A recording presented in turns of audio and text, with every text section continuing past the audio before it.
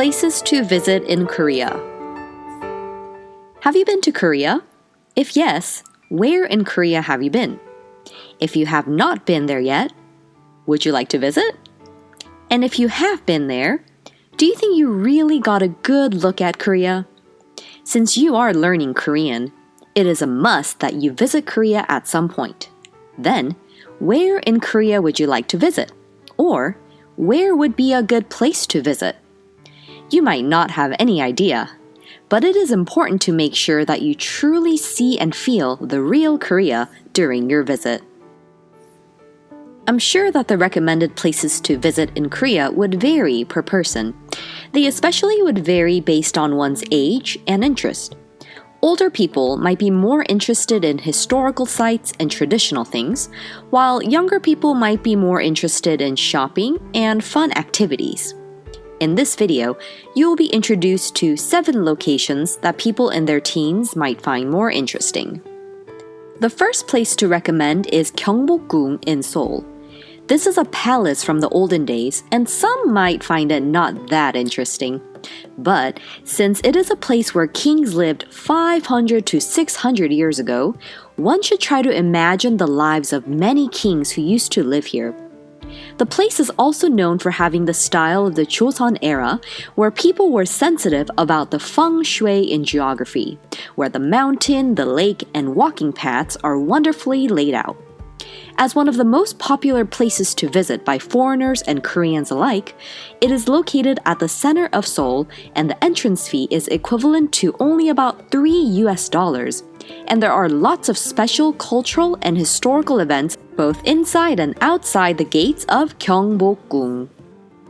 Next, how about Lotte World, especially for young people like you? This is like Disneyland near Los Angeles.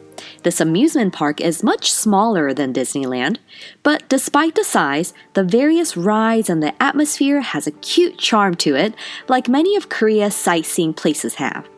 Also, there is the Lotte Tower Sky, which is 63 floors high, so you can see all of Seoul from this high place. Lotte World is also connected to a department store, so people can enjoy both shopping and the fun of an amusement park. This is a location where all visiting students want to go to. It will make you love this fun world that it presents. Next is the Hanok Village in Jeonju. Hanok Village refers to the location where traditional houses are maintained, and there are multiple dozen Hanok villages in Korea. Out of all the villages, the Jeonju Hanok Village is the most popular, and as of 2019, there are about 1,000 Hanok and about 2,000 people actually living there. By visiting these places, you can see how Koreans lived in the olden days. It is located about 120 miles south from Seoul, and one can visit the traditional cultural centers and museums with displays of various craftwork. You can also try tasting the famous Jeonju bibimbap. Like this, one day will most likely pass by really fast while you are busy visiting all these places of tradition and history. This place was also ranked number 1 as an internet search word according to a survey done by the company KakaoTalk back in November of 2017. There's one place where a lot of foreigners visit when they are in Korea. This place is Insadong. Insadong is located in Seoul, and there are a lot of souvenirs for tourists here. Therefore, one can find a lot of traditional items such as old books, Korean photos, calligraphy, pottery, wooden goods, jewelry, and more. Also, there are a lot of restaurants and cafes that feature traditional dish and beverages, which attract a lot of foreigners' taste buds. This is a reason that Insadong is usually more crowded with non-Koreans than local Koreans. You should definitely visit this place to buy yourself a nice souvenir and try the various traditional cuisine. Also, you should go to Gyeongju. Gyeongju is about 170 miles south of Seoul, and it was the capital city during the Silla dynasty. Silla existed for about 1,000 years, from about 57 BC to 935 AD. This was a time when Buddhism prospered, so most of the architecture is related to Buddhism.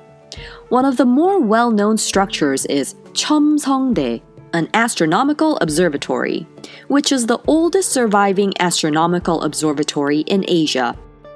Cheomseongdae was made with rocks, and it is amazing that rocks from about 2,000 years is still in existence.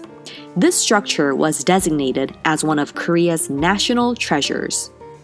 There's also a temple called Bulguksa. Here, there are structures such as Seokgatap and Dadotap, and this temple has been designated by UNESCO as one of the World Heritage Sites for its size and the way it was made.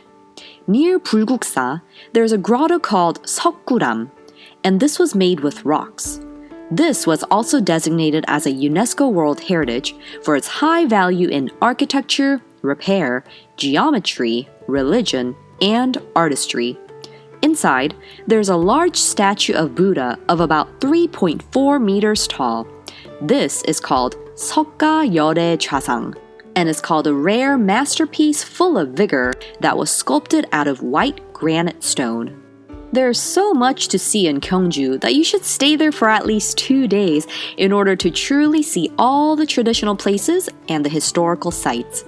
It will help you to understand Buddhism, its influence on the Korean society, and old architecture and sculptures. Next, shall we go to Jeju-do, which is known as Korea's Hawaii?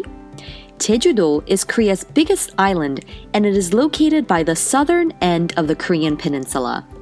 Hawaii is divided into many islands, such as Oahu, Maui, and the Big Island, but Jeju-do is just one island.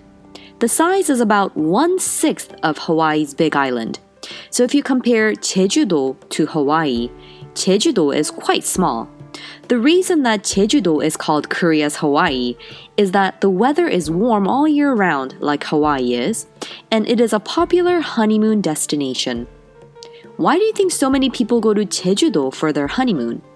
The reason is that the nice places to sightsee is all in one place, just like Gyeongju. And one difference from Gyeongju is that one can enjoy a different kind of Korea. There are lots of places to visit for its eatery and sightseeing. First of all, there is the Halla Mountain. This is a national park where by walking for about 3 to 4 hours, one can reach the summit, which is 1,950 meters tall. And at the summit, there's a volcano called Baeklok-dam.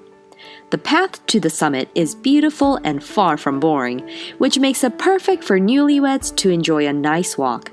Halla Mountain is also designated as one of UNESCO's World Heritage Sites. There are also famous hiking paths in Jeju-do called Jeju Ollegil. These are trails that go around the island, and there are 21 different paths total. Each trail has its own theme, with varying types of paths, such as narrow alleyways by the coast, some mountainous ranges, flat roads, valleys, and more.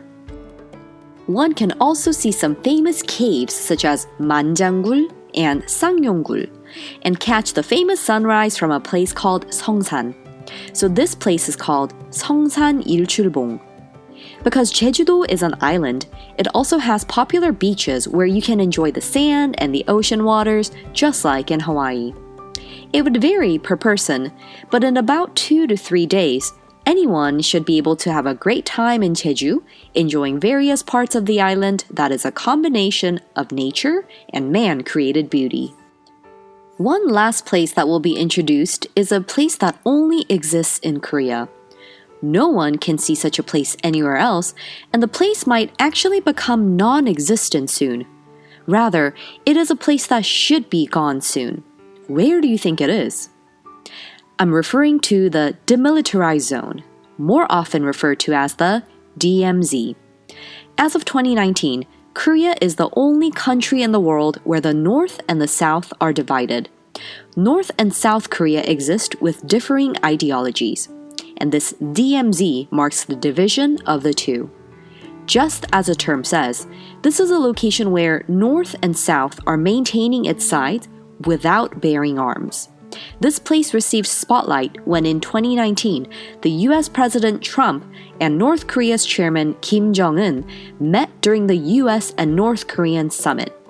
ironically, because this place has been kept from regular citizens' activities, the natural life of this area has been maintained well, which makes it attractive for its beautiful scenery and surroundings. It is also a place where you can feel the reality of the two countries that are placed face to face. Once the two Koreas unite, this place will be gone forever, so it is a place that many people want to come visit soon. In this video, we looked at just 7 locations in Korea. Of course, there are lots more of other places and so many places that will keep you from becoming bored, even if you travel for weeks or months on end. The country is very small compared to the US, but there are a lot of fun, charming things, and some with very deep, long history you can enjoy and experience. I hope that you really can make a trip to Korea in the near future and get to experience all this for yourself.